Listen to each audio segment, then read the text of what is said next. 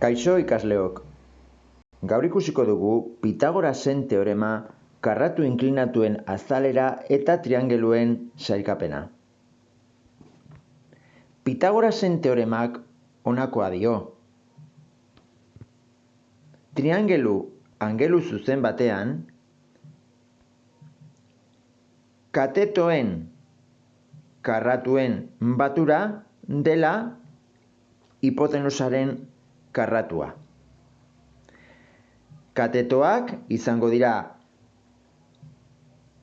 angelu zuzena eratzen duten aldeak eta hipotenusa beste aldea triangelu horretan. Kasu honetan, triangelu angelu zuzen honetan, haren balioa, kateto honen balioa da 4 unitate, beraz, egingo dugu 4 berbi. Eta kateto honen balioa da 3 unitate, beraz, egingo dugu 3 berbi. Beraz, hipotenusak izango da 5 unitatekoa. Zergatik, 4 berbi gehi 3 berbi izango delako 5 berbi. Hau da, kateto handiaren gainean eraikitako karratuaren azalera batzen badugu beste katetoaren gainean eraikitako karratuaren azalerarekin, izango da hipotenusaren gainean eraikitako karratuaren azalera. Beraz, hemen ikusten dugunez, 4 berbi da 16, 3 berbi da 9, eta hemen izango da 16 gehi 9, karratu honen azalera, hipotenusaren gainean eraikitako karratuaren azalera, izango da 25 unitate karratu. Beraz, hemen daukagu karratu inklinatu bat. Hasiera batean guk ez dakigu zenbatekoa den azalera hau, baina hemen ikusten dugu inklinatu hau eratzeko, egin duguna da desplazatu karratu hau hasieratik hemen 4 unitate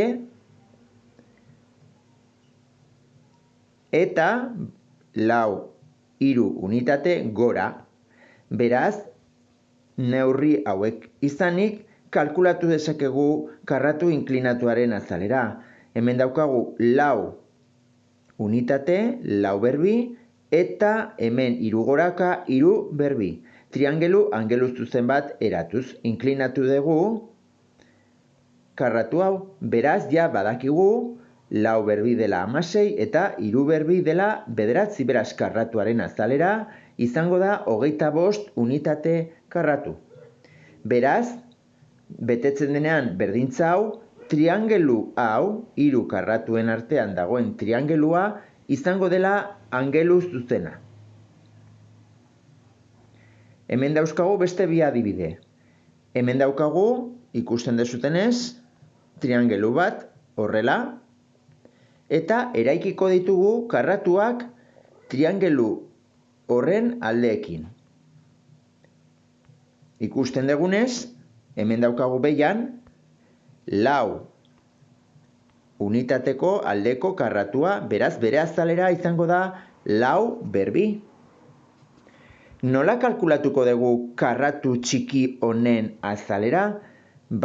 Karratu inklinatua eginez. Hau da, hemen daukagu triangelu angelu zuzen bat, eta daukagu desplazatu degula bat horizontalean eta 3 goraka. Beraz, bat berbi gehi 3 berbi. Hori izango da karratu honen azalera. Eta hori da 10 unitate karratu.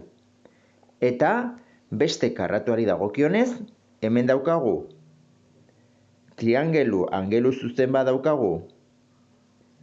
Hemen desplazatu dugu 3. Hemen horizontalean 3 berbi eta goraka beste 3 inklinatzeko. Beraz daukagu 3 berbi gehi iru berbi. Hau da, karratu honen azalera izango da iru berbi gehi iru berbi 18 unitate karratu. Beraz, hemen bi karratu hauen batura, hau da, lau berbi 16 gehi 10, izango da handiagoa bestea baino, edo hemengo azalera da, ikusten zutenez, iru desplazatu dugu eta iru goraka, inklinatzeko. Beraz, bere azalera da, iru berbi gehi iru berbi 18 unitate karratu. Beraz, karratu honen azalera txikiagoa denez beste bien batura baino, orduan, triangelu hau izango da zorrotza. Eta beste adibide honetan ikusten dugu, hemen daukagu triangelua eta eratzen dituzten karratuak bere aldeekin, daukagu hemen behian lau unitateko aldeko karratua, lau bider lau 16 unitate karratu, izango da karratu hau. Zein da karratu inklinatu honen azalera? Ba ikusten dugunez, hemen desplazatu dugu iru eta beste iru gora. Beraz, iru berbi gehi iru berbi 18 unitate karratukoa da karratu honen azalera. Eta beste kasuan ikusten dugunez, alde batetik daukagu hemen 7 unitate ezkerrera eta iru goraka. Beraz, inklinatzeko egin dugu hori. Beraz, da 7 berbi gehi iru berbi. 7 berbi berrogeita bederatzi gehi iru berbi bederatzi, berrogeita bederatzi gehi bederatzi da 48 unitate karratu. Beraz, ikusten dugunez, karratu inklinatu honen azalera da handiagoa beste biak baino. Hone da 16 eta bestea da 18. 16 gehi 18 da 34 da txikiago 48 baino.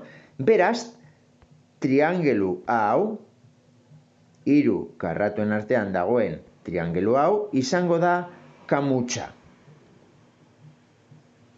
Angelu bat delako 180 baino handiagoa. Bale?